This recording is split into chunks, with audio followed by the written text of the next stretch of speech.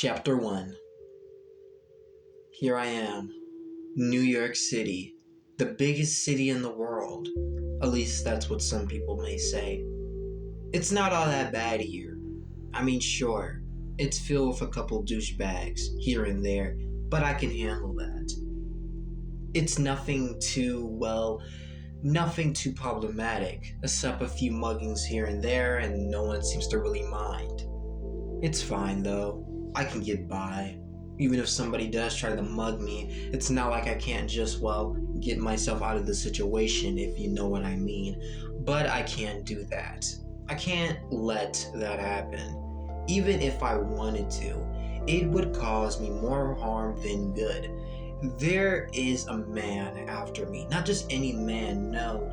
Me, the one from the future, Justin X. The psychopathic serial killer, sadistic psychopath, willing to go the ends of the earth to find me. And I can't be found. I can't let him track me down. If I do, then I'm certainly doomed. So, staying clean is the job. Staying clean is what keeps me alive. Staying clean is what makes me a better man.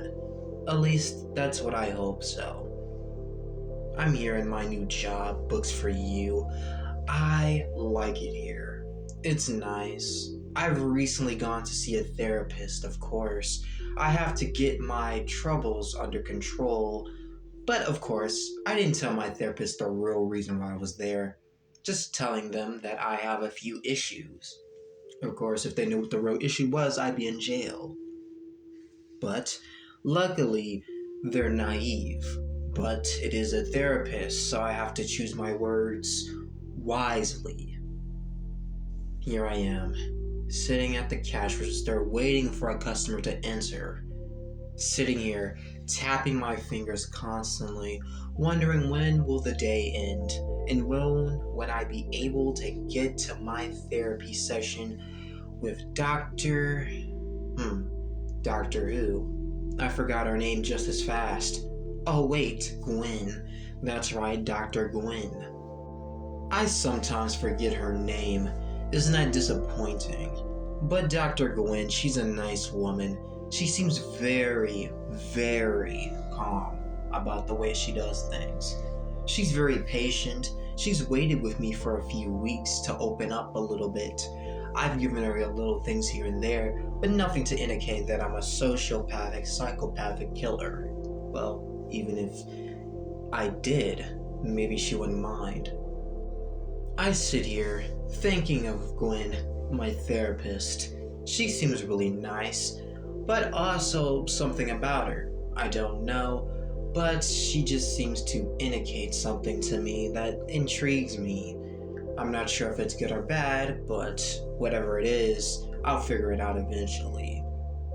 The bell to the door rings, letting me know that a customer has welcomed themselves into my acquaintance, into my airspace. Here comes the customer now. Hello there. I say hello there to you too. How can I help you today? They say, I'm looking for a book called Dr. Sleep. Dr. Sleep. Of course, Dr. Sleep. Isn't that a book that came out in 2019? It's 2022, man. Get with the times. I don't say that to him directly, but I think it to myself. And I say, well, don't worry. I can be of assistance to you. As I take the customer to the back for Stephen King books, I realize, wasn't the Dr. Sleep book made in 2017 or 2018? It doesn't matter to me. It shouldn't matter. It doesn't even matter to this guy anyways. He's just here for the book, not for the date of the book. We reached the area where Stephen King books are, and I pointed out to him. He reaches up, he can't reach it. He's a little bit shorter than me, so of course, I step in and grab the book for him, giving it to him. He says, "Thank you, sir." And I say, "You're welcome. My pleasure." We walk over to the cash register, he pays, I swipe his card, and he's out of there. It's amazing, isn't it? How things could be so simple. and nothing could seem to go wrong. At least that's what you think. But in the line of work that I'm in, something could always go wrong. Maybe the right book that people want to be in is not in right now, and then they throw a fit. A fit that usually ends up with me having a conversation with my manager. The prick. The scumbag of all scumbags. The manager here is an actual, literal lunatic. It's like once he starts talking, he's not really talking. He's more like yelling and screaming at me in the face, but I deal with it. I have to deal with it. I have to pay bills and place food on the table for myself, even though I absolutely disgust this guy. I want him dead sometimes, but it's not what I do. It's not who I am. I go back to the cash register and count the money that the guy gave me. I realize that he gave me a tip, $3 extra. I'm grateful, really grateful, and I take the money in my pocket while I place the other $25 in the cash register. As I do so, the bell to the door rings, allowing me to know that another customer has entered my acquaintance.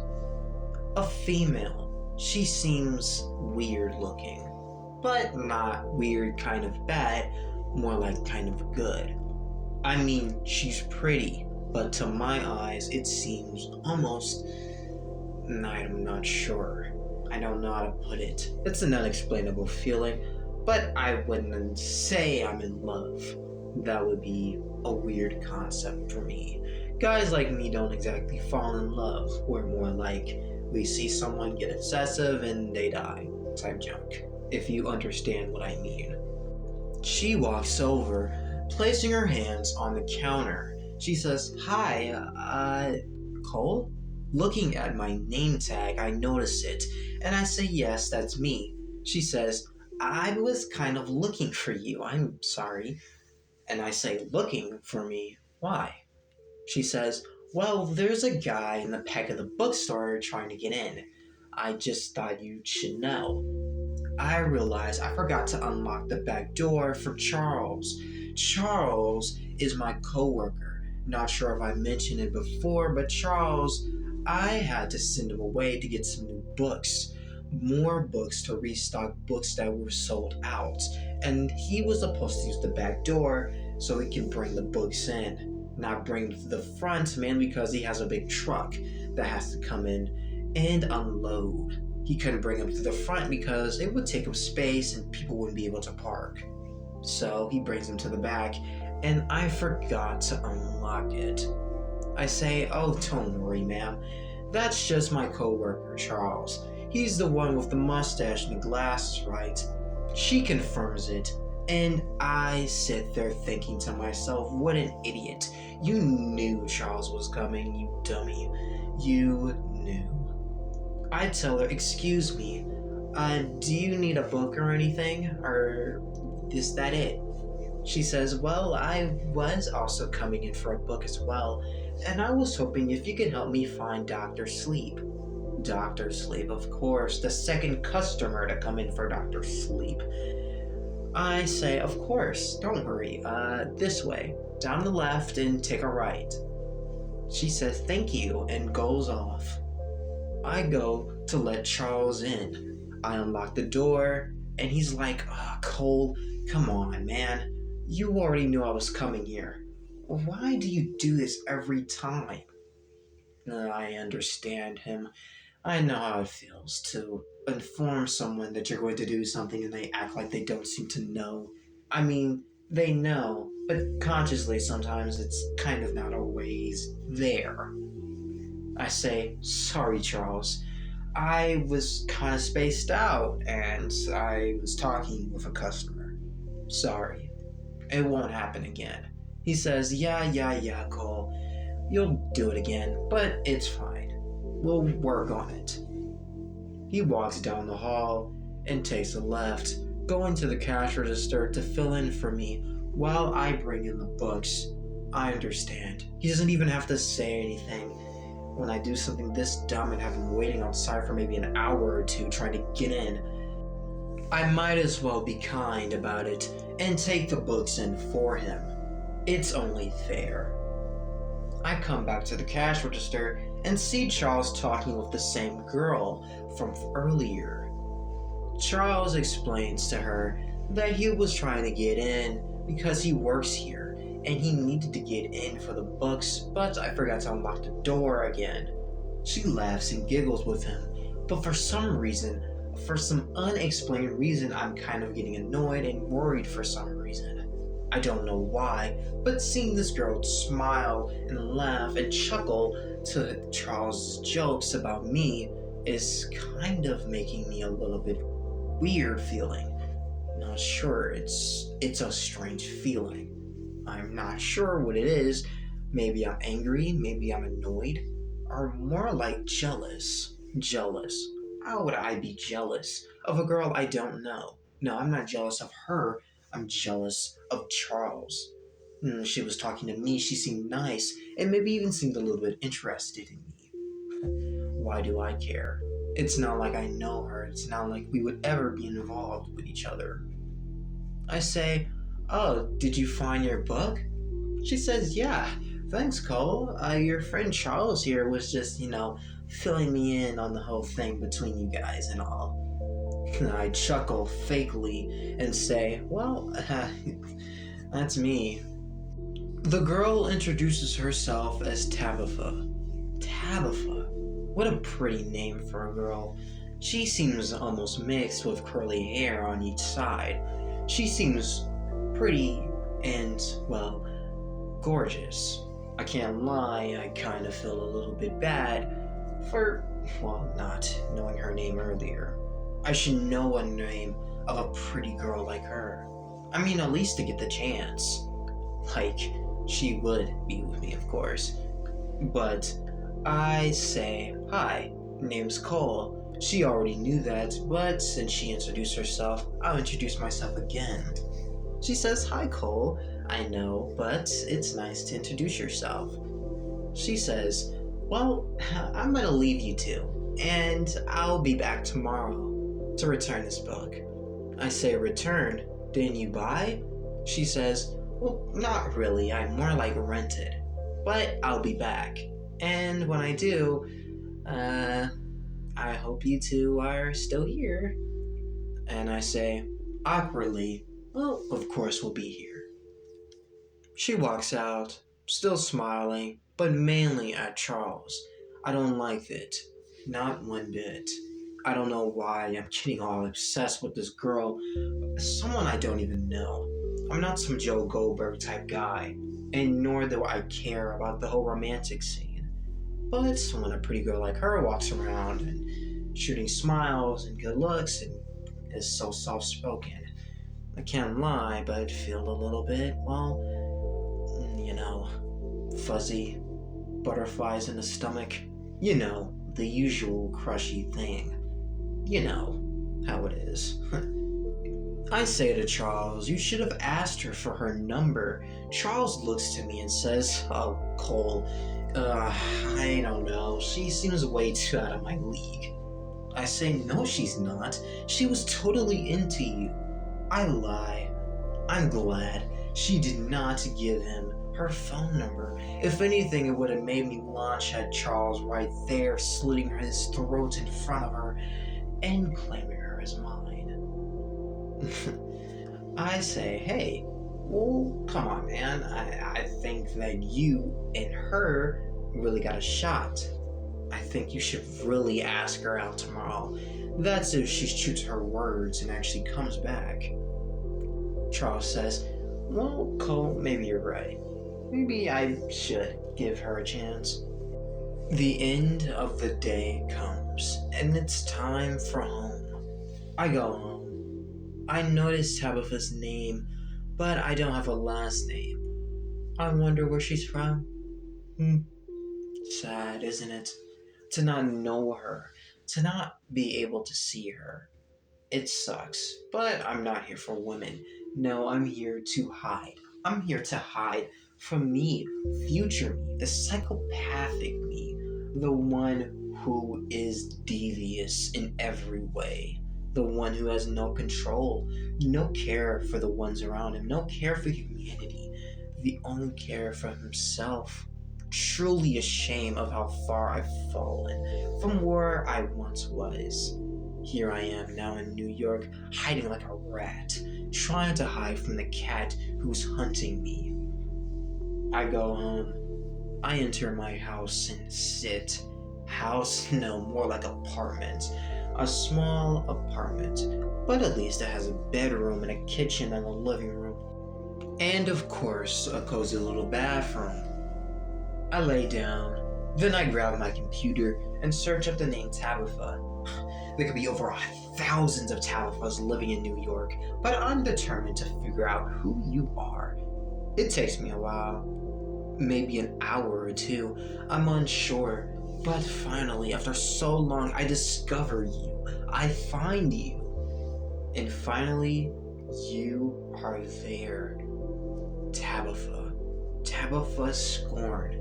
That's your last name, Scorn? That's a very interesting last name, and I'm into it. But I can't be with you. I can't talk to you even. If I did, that could end up in many bad ways. For you mainly. But still, regardless, you intrigue me, you excite me. And honestly, I wonder who you are deep down. I wonder, what could you possibly be to me? I wonder. I go to sleep, thinking of Tabitha Scorn in my mind. The next day comes, I wake up, usual, time for work. I go to work, and I sit there thinking to myself, how could a sick guy like me could even get a chance with you? How could I even fathom that? Fathom the chance to finally talk to you in the real me. If you ever did see the real me, of course you run, scream, and hide if you knew who I really was. Of course, Charles would call the police or either kick the crap out of me just to ensure that I don't get away. He's a pretty intense guy when he wants to be. Charles shows up, excited with a smile on his face. I know why. Tabitha. Of course, he's excited to see her. Hopefully she does come, because I'm also excited to see her too. True to her word, 2 hours later, she shows up. Pretty as always. So beautiful. Nice to see her again. I look at her, she looks at me, and there's something between us, for sure. I know that I shouldn't be involved with her, and I know that it's a bad idea, but she seems so vulnerable, so helpless for some reason. I feel as if I should be her almost protector even. It's funny how someone like Tabitha, so bright and so pure, could be so, well, weak. I mean, I don't want to say it like that, but that's kind of what it is. I don't want to say it, but it's true. She seems very vulnerable sometimes. I don't want to think so, but it's true, of course, again. And I think of Tabitha more and more. It intrigues me more about her. I wonder if she would give me the time of day. Finally, she talks to me. She sees me and says, "Hi, Cole, how are you?" I say, "Hi, Tabs, I'm doing great. How are you?" She noticed the fact that I called her Tabs. It obviously struck something in her. The feeling in her eyes when I stare at them, I could sense the conflict in her. She flirts with Charles, but when I give her the flirts, it makes her blush. It makes her pure inside, and there is conflict. I notice it. Charles, on the other hand, kind of shoots me a look of disgust, but only for a split second. Enough for me to see, but not enough time for Tabitha to notice. Tabs looks at me directly in the eyes and says, "Well, Cole, who knew you were the flirt, huh? I bet you say that type of things to all the ladies, do you? you shorten their names to impress them. I say, well, maybe not. But I think you and Charles here are truly in game. Charles gives me a look of excitement, understanding what I'm doing. At least that's what he thinks. I'm not really trying to get the two together. I just don't want Charles to really suspect anything. I want to take this slow. I want to take it slow and make it seem like they have a chance, but make him look like something other than what she thinks he is, of course. See, Charles is kind of a douchebag, just a little bit, and he has a tendency to drink. Maybe if I flip it on its head, I can make something out of it. Exploit it, I mean. Tabitha looks at me, still with that same look in her eyes. I don't know what it is, but it captivates me. It excites me. It really does a number on my heart. It somewhat makes it pound a bit, and I have to control my composure. I am gonna go and sort out the books in the back, I say, and I'll leave you two here. I want to bring them together. Bring Charles and Tabitha together so I can rip them apart. Show her who... What am I saying? How can I even think this? This is not who I am. No, I'm not here for her. I'm here for me, to protect myself from Justin X. Even if I do somehow work things out with her, it wouldn't protect her from Justin X. I can't protect her from him. He will come and he will be the one who ends her, not me. Even if he didn't, I would never be able to bring myself to hurt her. She just seems so pure and great. I just want to be in her skin. That kind of sounds messed up when I think about it, but it's true. I like her, and secretly she likes me. Though she won't admit it, of course, not in front of Charles. Charles is a fool in love, and he's willing to do anything to be with that girl. I know it.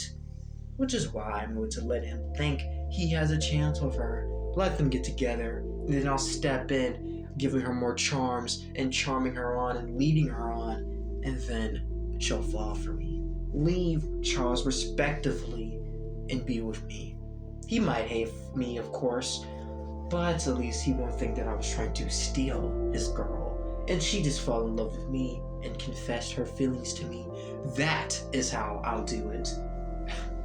Here I am, going over the top, as usual, thinking that I still have a chance. That's crazy. How could I ever think so? I go to the area and listen in the corner, trying to hear their conversation. Charles says, well, that's gold for you. Tabitha says, well, I better get going. I really do think that I kind of like you. Like you? Like you? How could she say that? Like you. She likes Charles. No, not Charles. She can't really have feelings for him, does she? I know I wanted to bring them together, but for her to develop feelings is not what I exactly wanted. I mean, if anything, I wanted her to have a fling and that was it. Charles says, well, that's cool. I like you too. I think that maybe we should get something to eat after. I mean, my shift is almost done and now I got nothing to do afterwards.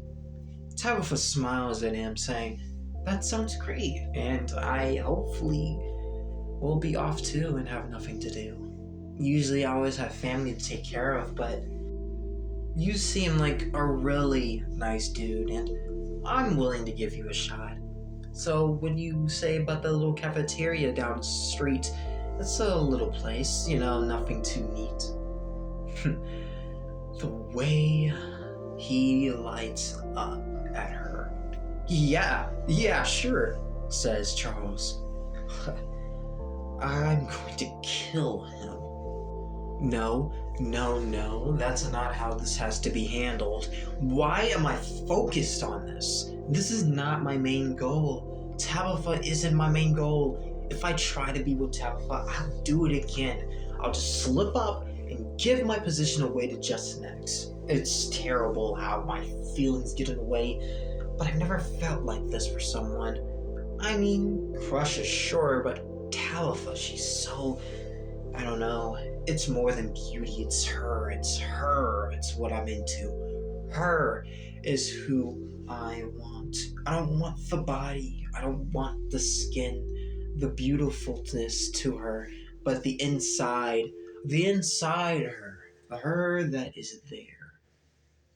I sit there thinking, I should stop. I shouldn't go here.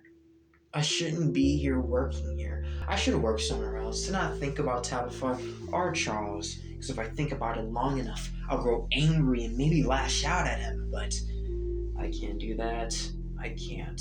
Though its short time here has been short-lived, Charles has always been a good dude. And this is what he deserves. A good chance with a good girl. And I shouldn't ruin that. I won't get in the way. I can't get in the way. I have to let it go. I'm sorry, Tabitha. Maybe we could be something in another life, but just not in this one. You deserve Charles. Charles is a good dude, and you're a good girl. You two belong, and I belong to me. I belong alone. That is the way of how I live. I walk away. I sit in the back, sitting there, thinking, why must the universe do this to me? Why can't I have a normal life like everyone else? It doesn't matter, I'm not normal. I might as well accept that.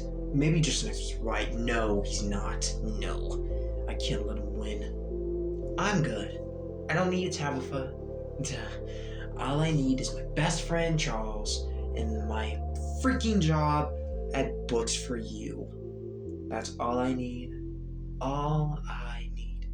Books get me out of my habit of, well, murder, of course. It makes me calm. It makes me feel at home. Darkness, something that lurks within me, is satisfied when he reads a book. He is reading. Darkness, I mean, inside me. The darkness is a he, and he reads all the time to fulfill his desires. I go to sleep. I didn't realize I had fell asleep there thinking of how everything could go so wrong. Until maybe a couple minutes later, Charles wakes me up, saying, "Hey, Cole, the shift is over, man.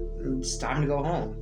I realized that if the shift is over, I've been here sleeping for hours. I say, "Oh, hey, sorry, I kind of blacked out, got tired. Hey, where's Tabitha? Weren't you two talking?" "Oh, sorry, man, she left about a while ago," Charles says, and I feel so dumb. I sit here feeling stupid that the fact that I slept during my entire shift. The boss is gonna cut me up for this. I say, "Thanks, Charles," and I say, "Hey, lock up for me." He says, "Sure." "Oh, and Cole?" I say, "Yeah." "Hey, man, no hard feelings. If you liked Tabitha, I understand. I'm just sorry, man." And before he could finish, I say, No, Charles. Come on. If you like her, you like her. I mean, you two are cute together, and I am in position to even just defy that. I mean, that's you guys right there. He gives me a smile and says, "Thanks, Cole." And he says, "Good night." I say good night too, and I walk home. And I mean those words. I meant them. They deserve each other. They're good. People deserve each other for who they are in acceptance, even though I can hardly even accept myself. It's stupid, to be me and not accept me. How can you accept me for what I've done? It's terrible. But I go home, And I sit down and relax and think, man, if things were different, would I really be with Taufa? If things were different, would Jesse X be after me? Would I be this murderer on the news being searched by the police? Only time would tell. Only time would tell me the truth.